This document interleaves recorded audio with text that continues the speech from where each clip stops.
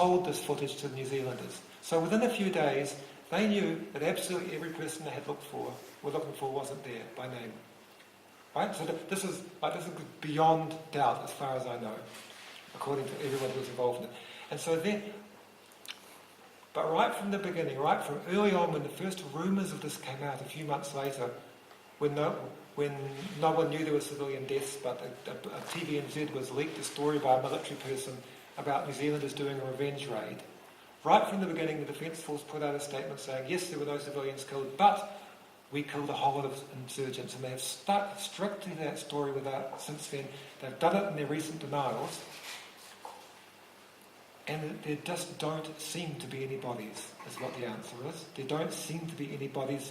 They've been asked formally by journalists to say the names of the people or some evidence of who those people were that they killed. They say that they don't know their names. And personally, I just don't believe them. And for example, the one person who they have admitted was shot by an SAS sniper, we talk about in the book because there was various of the people who died, like the children and things, they had helicopter weapons. They obviously had shrapnel in them from the helicopter weapons. But there was this guy who was a young, recently graduated school teacher, who seems like he was kind of like a gem of his village, who wanted to come home and set up schools and give back to society and things. He'd come home at the end of his studies before he got his first job for a holiday with his family, for a 2-week holiday. And when he was found, when the foreign forces arrived and the bombs were going off everywhere, he did what all the males did, because the foreign forces always go after males. He ran up the hill behind his house. And when he got close to a position which we've now figured out there were SAS in, he got 3 bullets in the chest. And we were when John and I were working on this, we were thinking, where did those bullets come from? What was the story with the bullets? And then we found out about the snipers from different people. So at least one of their insurgents, I would put money on it, was this guy called Islamuddin, who was this recently graduated teacher. And I fear that the rest of their list will disintegrate in a similar way, although I don't know, because they've given us no evidence of any sort. Thank you for that. My third issue was around the attribution of aiming errors from a parachute helicopter. Yeah. Do you have a comment to make about that? It's a slightly long story, but at the time that the attack happened, when no one knew it was New Zealand for long afterwards, there were a lot of civilian deaths happening in Afghanistan. And it had become a very sensitive subject, and the head of the US forces there had issued a statement, a new order saying, unless you are absolutely certain there are no civilians in an area, just do not fire. And they kept on happening, and so for each one they would have an inquiry. And there were so many of them. These were quick and perfunctory inquiries. So a few people from the US International Security Assistance Force headquarters were assigned to doing an inquiry into the stream of civilian deaths that went on at that time. They spent less than a week. They never went to the area. They reviewed some aerial footage or something, and they came up with a story which was that they weren't sure if there were civilian deaths, but there may have been a malfunction on one of the helicopter weapon systems which hit a particular house, and maybe there were civilians inside. And if there were any civilians, well, they would heartily apologise to the families concerned and hope that they felt better soon, kind of thing. So they put out this very slight review and put out a press release about it without any conclusive results. And that's the thing that the Defence Force keeps quoting. We documented numerous houses which were burnt, blown up and so on by the helicopters, and people who were shot in quite different parts of the town.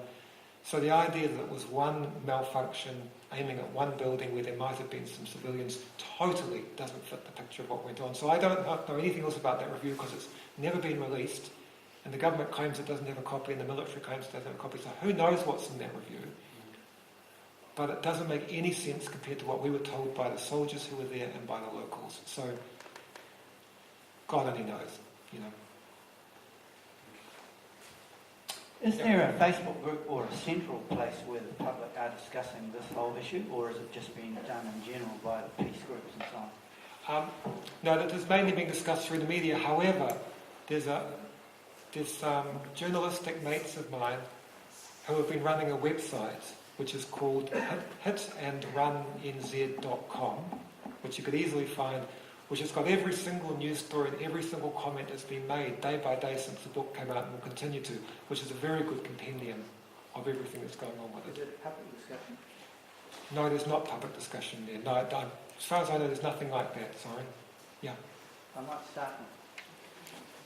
I think we've got, there's some indication that maybe gentleman down the back is the last question. Yeah. Thanks everyone for your patience. Won't keep you long. I don't have the reference to hand, but there was a recent report that amongst the general troops of New Zealand's armed services is that there is a great deal of distrust in the top brass.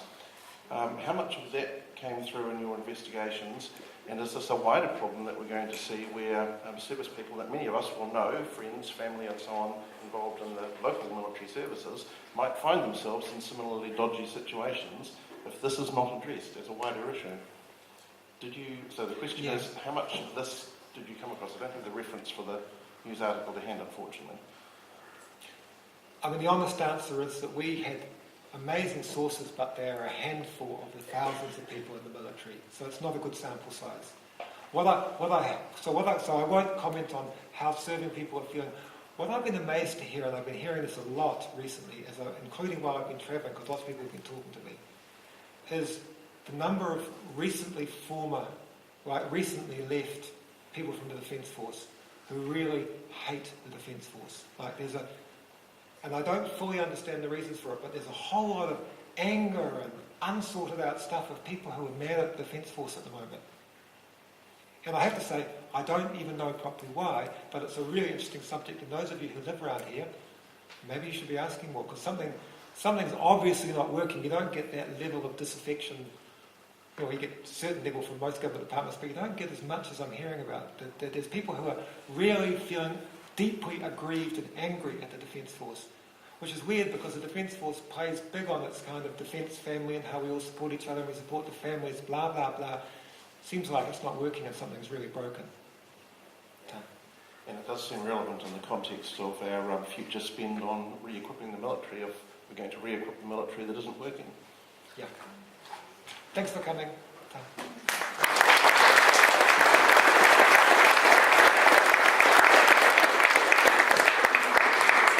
I'll very quickly wind this up, please. But before I do that, I'd just like to announce that Nicky will be doing a book signing over there with a woman in white is signing. One of the things two short comments, one of the things that is unusual about this book of Nicky's is that it has not polarised political opinion in the same way that his previous publications have.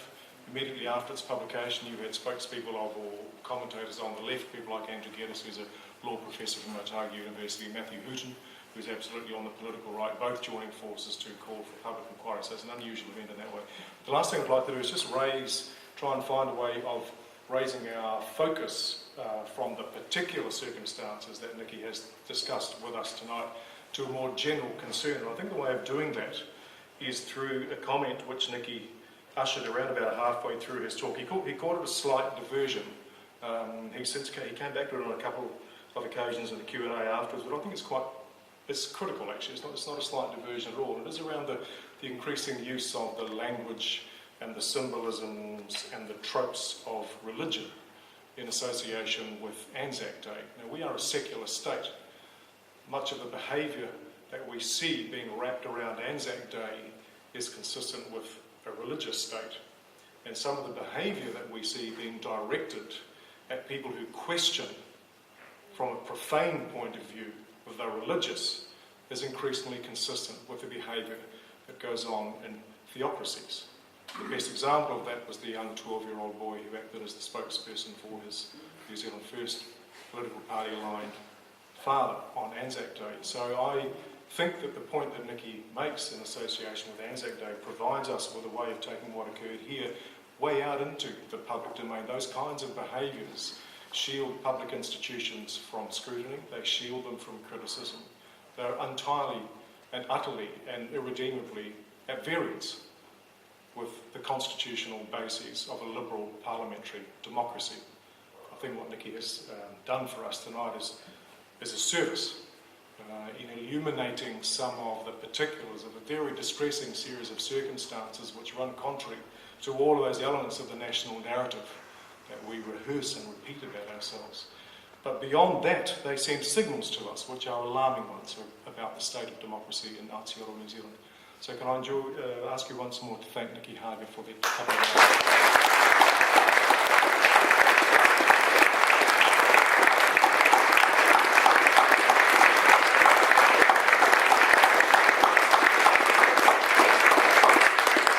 Now, go and buy the book.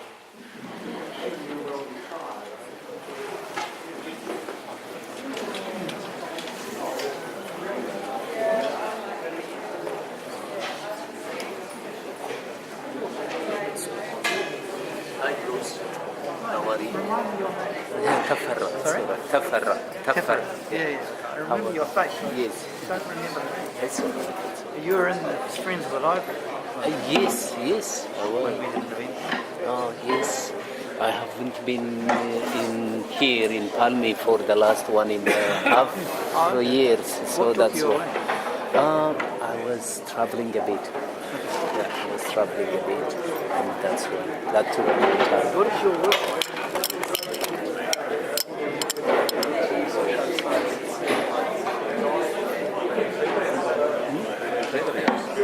Yes, yes.